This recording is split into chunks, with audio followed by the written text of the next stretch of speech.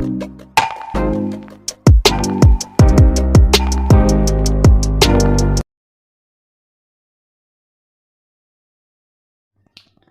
To your channel Manmohan Savita. मैं मनमोहन सविता आज आपके लिए लेकर आया हूँ 15/3/2020 से संबंधित प्रमुख समसामयिक घटना, जिसमें आज हम बात करेंगे विश्व भर में हुई प्रमुख घटनाएं, योजनाओं से संबंधित बातों के बारे में। तो आइए चलते हैं, देर ना करते हैं पहले क्वेश्चन की ओर। तो पहला क्वेश्चन है आज का हमारा। पहला क्वेश्चन है, विश्व उपभोक्ता अधिकार दिवस कब मनाया जाता है? विश्व उपभोक्ता अधिकार दिवस कब मनाया जाता है? यह प्रत्येक वर्ष कब मनाया जाता है? तो हम बात करें तो यह मनाया जाता है 15 मार्च को। समस्त विश्व में 15 मार्च को विश्व उपभोक्ता अधिकार दिवस के रूप में मनाया जाता है। यह दिवस हर वर्ष उपभोक्ता के अधिकारों और आवश्यकताओं के प्रति देश में जागरूकता फैलाने के लिए इन अधिकारों तथा प्रमुख अधिकारों का हनन को रोकना तथा शोषण को रोकना इस दिवस का प्रमुख उद्देश्य है। इसकी शुरुआत सर्वप्रथम 15 मार्च 1962 को यूएसए के राष्ट्रपति कैनेडी द्वारा उपभोक्ता संरक्षण की बातें की गई थी और इसकी शुरुआत हुई थी 1983 से। सन 2021 की इसकी थीम है tackle plastic pollution. Tackle plastic यानी किसी भी प्रकार से हमें प्लास्टिक पॉल्यूशन को रोकना होगा। अमेरिका की बात करें तो अमेरिका ने उपभोक्ता संरक्षण आंदोलन 1986 में मुंबई से हुई थी। अमेरिका के बाद भारत में उपभोक्ता आंदोलन की शुरुआत 1966 में मुंबई से हुई थी। 1974 में पुणे में ग्राहक पंचायत की स्थापना के बाद अनेक राज्यों में उपभोक्ता कल्याण हेतु संस्थानों का गठन किया गया था, जिसमें राजीव गांधी की पहल पर उपभोक्ता संरक्षण विधेयक पारित किया गया था। चलते हैं इससे रिलेटेड आज के कुछ और प्रश्न देखते हैं। जैसे कि 23 जनवरी को मनाया जाता है पराक्रम दिवस, जिसे हाल ही में सुभाष चंद्र बोस की जयंती के आधार पर नया नाम दिया गया है पराक्रम दिवस। इनकी जयंती को मनाया जाएगा अब पराक्रम दिवस के रूप में। 24 जनवरी को राष्ट्रीय बालिका दिवस के रूप में मनाया जाता है और 24 दिसंबर को मनाया जाता है राष्ट्रीय उपभोक्ता दिवस। आशा करता हूँ आपको ये क्वेश्चन समझ में आया होगा। चलते हैं नेक्स्ट क्वेश्चन की तरफ। नेक्स्ट क्वेश्चन है, कौन सी भारतीय क्रिकेट एक दिवसीय क्रिकेट फॉर्मेट में 7000 रन बनाने वाली पहली महिला बनी है? यानी विश्व की पहली महिला बनी है 7000 रन बनाने वाली। इन्होंने वनडे में 7000 रन बनाने वाली पहली महिला बन गई हैं। मात्र 213 मैचों में इन्होंने 7000 रन बनाकर विश्व रिकॉर्ड बनाया है। अगर इनकी सभी क्रिकेटों के फॉर्मों की बात करें तो ये 10,000 रन बनाने वाली दूसरी विश्व की महिला हैं।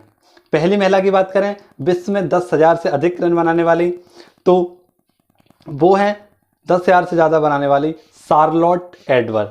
अगर इनकी सेकंड स्थान पर ये आती हैं किसमें, जो 6,000 रनों में यानी 7,000 रनों में दूसरे स्थान पर आने वाली महिला हैं, जो मिताली राज से कम है, जिनके वो हैं 5,990 रन। बात करते हैं इससे जुड़े हुए कुछ अन्य प्रश्नों की। तो एक दिवसीय क्रिकेट मैच में सर्वाधिक रन बनाने वाले पुरुष हैं सचिन तेंदुलकर। इनके रनों की संख्या है 18,426। T20 महिला विश्व कप की बात करें तो T20 महिला विश्व कप ऑस्ट्रेलिया ने जीता था। इसकी उपविजेता हुई थी भारत और यह T20 विश्व कप ऑस्ट्रेलिया में हुआ था। भारत की अनुभवी बल्लेबाज मिताली राज एक दिवसीय अंतर्राष्ट्रीय क्रिकेट मैच में 7,000 रन पूरे करने वाली महिला बन गई हैं। आशा करता हूं आपको ये क्वेश्चन समझ में आया होगा। चलते हैं नेक्स्ट क्वेश्चन है, हाल ही में इसरो ने साउंडिंग रॉकेट RH-560 लॉन्च किया है। इससे किस सीरीज के तहत विकसित किया जा रहा है? तो भारतीय अनुसंधान संगठन इसरो ने सतीश धवन अंतरिक्ष केंद्र श्रीहरिकोटा से साउंडिंग रेंज यानी RH का मतलब होता है यहाँ पे, RH का मतलब है रोहिणी, और ये एक साउंडिंग रॉकेट है जो श्रीहरिधवनकोटा आंध्र प्रदेश से लॉन्च किया गया है। यानी इसरो अपने जितने रॉकेट लॉन्च करता है वो कहाँ से करता है? श्रीहरिधवनकोटा सतीश धवन अंतरिक्ष केंद्र श्रीहरिकोटा से करता है। इसका उद्देश्य है, इस रॉकेट को लॉन्च करने का उद्देश्य है अंतरिक्ष का अध्ययन करना तथा ऊपरी वायुमंडल का अध्ययन करना। इसके द्वारा किसी भी अंतरिक्ष से जुड़ी हुई बातों का अध्ययन होगा। वर्तमान समय में इसरो के पास तीसरे चरण का ये साउंड रॉकेट है, जिसके माध्यम से रोहिणी सीरीज का ये तीसरा रॉकेट है। रोहिणी सीरीज के तीसरे रॉकेट हैं। पहला रॉकेट सन 1965 में लॉन्च किया गया था। अभी हाल ही में सिंधु नेत्र PSLV C-15 के द्वारा हिंद महासागर पर नज़र रखने के लिए लॉन्च किया गया है। इसी के साथ साथ Amazonia PSLV C-30 PSLV C-51, इसमें अमेजन वर्षा वनों पर ब्राज़ील पर नज़र रखने के लिए इसको लॉन्च किया गया है। भारत का पहले उपग्रह की बात करें तो वह था आर्यभट्ट, जो लॉन्च हुआ था सन 1975 में। सोवियत संघ के द्वारा इसे लॉन्च किया गया था। आइए चलते हैं नेक्स्ट क्वेश्चन की ओर। नेक्स्ट क्वेश्चन है, किस शहर में देश का पहला सेंट्रलाइज्ड AC रेलवे स्टेशन बनाया जा रहा है? तो देश का पहला सेंट्रलाइज्ड AC स्टेशन बेंगलुरु में बनकर तैयार किया जा रहा है। भारत का यह पहला रेलवे स्टेशन होगा जो एयरपोर्ट की तरह दिखने वाला है। रेल मंत्री पीयूष गोयल ने यह जानकारी दी। एयरपोर्ट जैसा नजर आने वाला यह स्टेशन 400 वर्ग मीटर में फैला हुआ है। इसे तैयार करने में 314 करोड़ रुपए का खर्चा आया है। टर्मिनल में एक एयरपोर्ट फेस पैड है। इसे बेंगलोर से कैंप बोर्ड एयरपोर्ट की तर्ज पर बनाया गया है।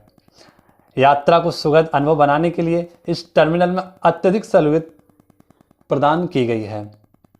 टर्मिनल में 200 कार तथा 900 पहिया वाहनों के लिए पार्किंग की जगह की गई है। टर्मिनल के शुरू होने से बेंगलुरु से मुंबई और चेन्नई जैसे दूसरे महानगरों के लिए लंबी दूरी तय करना, संचालन करना आसान हो गया है। चलते हैं इससे रिलेटेड कुछ अन्य प्रश्नों के बारे में। तो बात करते हैं नम्मा मेट्रो, जिसे ग्रीन मेट्रो भी कहते हैं, ये भी बेंगलोर की मेट्रो है। अगर भारत के पहली मेट्रो की बात करें तो वह कोलकाता मेट्रो। अब आप लोगों को कमेंट बॉक्स में बताना है कि भारत के मेट्रो मैन किसे कहा जाता है। बेंगलोर की अन्य बात करें तो बगीचों का शहर और चिन्ह स्वामी दोनों के दोनों बेंगलोर में स्थित हैं। आशा करता हूँ आपको क्वेश्चन समझ में आया होगा। नेक्स्ट क्वेश्चन की ओर चलते हैं। नेक्स्ट क्वेश्चन है, विजय हजारे ट्रॉफी 2021 किसने जीती है? तो विजय हजारे ट्रॉफी जीती है मुंबई ने। ये इसका फाइनल मैच जो हुआ था वो मुंबई वर्सेज उत्तर प्रदेश में हुआ था, जिसकी विजेता टीम है मुंबई। उपविजेता टीम है इसकी उत्तर प्रदेश। यह अरुण जेटली स्टेडियम में हुआ था, जिसका पुराना नाम आप लोगों को बताना है कमेंट बॉक्स में। अरुण जेटली का पुराना नाम क्या था? यह दिल्ली में स्टेडियम है। इसके कप्तान थे पृथ्वी शॉ, जिन्होंने 800 रन बनाकर एक ही ट्रॉफी में रिकॉर्ड बनाया है। आप लोगों को बताना है कि अरुण जेटली स्टेडियम का पुराना नाम क्या था। आइए चलते हैं इससे रिलेटेड कुछ प्रश्नों की तरफ।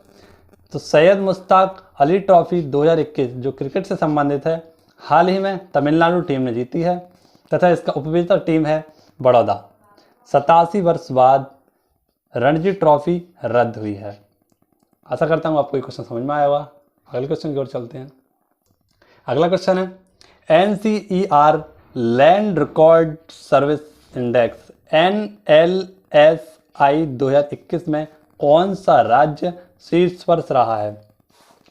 तो जमीन का डिजिटीकरण करने के लिए माध्यम में मध्य प्रदेश, पश्चिम बंगाल और ओडिशा का प्रदर्शन सबसे बेहतर रहा है, जिसमें सेकंड स्थान पर रहा है पश्चिम बंगाल और द्वितीय स्थान पर रहा है, तो सेकंड नंबर पर रहा है पश्चिम बंगाल और फर्स्ट स्थान पर रहा है मध्य प्रदेश। उड़ीसा इसमें तीसरे स्थान पर रहा है। NCAIR के भूमि रिकॉर्ड सेवाओं का सूचकांक 2020-21 में यह परिणाम सामने आया है। इसके द्वारा भूमि रिकॉर्ड कितना डिजिटीकरण हो गया है, यह इसका आधार है। पहली बार यह इंडेक्स 1920 में आया था, तब भी मध्य प्रदेश इसमें शीर्ष स्थान पर रहा था। इस मामले में मध्य प्रदेश लगातार दूसरे साल सबसे बेहतरीन प्रदर्शन करने वाला राज्य रहा है। बिहार भूमि रिकॉर्ड के डिजिटलीकरण में एक वर्ष में 23वें स्थान से 8वें स्थान पर पहुंचा है। यानी बिहार की बात करें तो बिहार पिछली बार इसमें 23वें स्थान पर था, जो इस बार 8वें स्थान पर आया है। आइए चलते हैं इससे रिलेटेड कुछ प्रश्नों की ओर। स्वामित्व योजना 24 अप्रैल 2020 को आई थी। इसी दिन मनाते हैं हम पंचायती राज दिवस। यानी स्वामित्व योजना में बताया गया है कि भूमि का असली हकदार कौन होगा। आइए चलते हैं नेक्स्ट क्वेश्चन की ओर।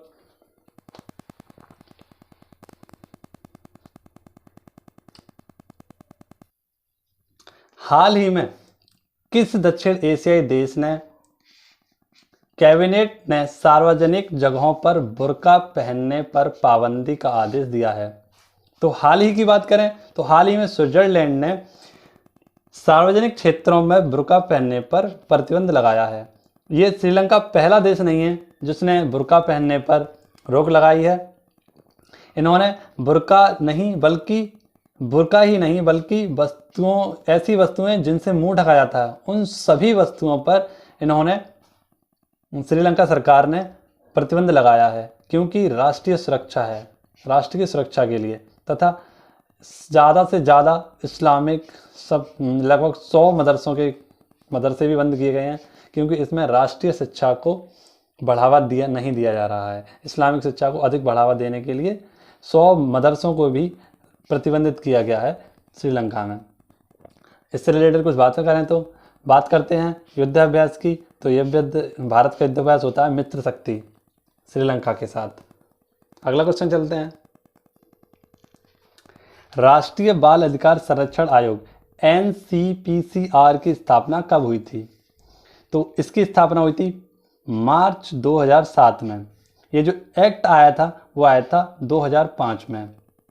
NCPCR national commission for protection of child rights NCPCR, इसके द्वारा बच्चों के अधिकारों का संरक्षण किया जाता है। अभी हाल ही में NCPCRC ने बॉम्बे बेगम को 24 घंटे के अंदर रोक के आदेश दिए हैं, क्योंकि इस सीरीज में 13 साल की एक बच्ची को ड्रग्स लेने पर मजबूर किया जाने की घटना को सामने लाया गया है। यह NCPCR आयोग आता है महिला एवं बाल विकास कल्याण मंत्रालय, जिसकी मंत्री हैं स्मृति ईरानी। आपको बताना है कि कपड़ा मंत्री कौन है बच्चों के अधिकार के संरक्षण के लिए। आशा करता हूं यह क्वेश्चन आपको समझ में आया होगा। चलते हैं नेक्स्ट क्वेश्चन की ओर। बिटकॉइन जो हाल ही में चर्चा में रहा है के संदर्भ में सत्य कथन बताने हैं आपको। तो जो बिटकॉइन होती है यह दुनिया की सबसे बड़ी क्रिप्टो करेंसी है। क्रिप्टो करेंसी की बात करें तो ऐसी मुद्रा, यानी जो डिजिटल मुद्रा होती है, आभासी मुद्रा होती है, बिटकॉइन का आविष्कार 2009 में सातोशी नाकामोतो ने किया था। मार्च 2020 में इसकी कीमत थी $50,000, यानी 60,000, जो बढ़कर अब हो गई है $60,000। यानी एक बिटकॉइन की कीमत अब हो चुकी है $60,000, यानी एक बिटकॉइन बराबर होगा 44 लाख रुपए के। 14 मार्च 2020 में यह था $5,000 के बराबर। हाल ही में इलेक्ट्रिक कार बनाने वाली अमेरिकी कंपनी टेस्ला समेत कई कंपनियों ने बिटकॉइन को डिजिटल करेंसी के तौर पर मंजूरी दी है। इसके बाद हर दिन बढ़त का नया रिकॉर्ड बनाने में लय एलॉन मस्क के अलावा ट्विटर के संस्थापक जैक डॉर्की और हॉलीवुड जैसे रैपरों ने भी बिटकॉइन को इंटरनेट करेंसी बनाया है। आप लोगों को बताना है कि यह किस सिद्धांत पर कार्य करता है। यह एक आभासी मुद्रा है। आइए चलते हैं इससे रिलेटेड कुछ क्वेश्चनों की तरफ।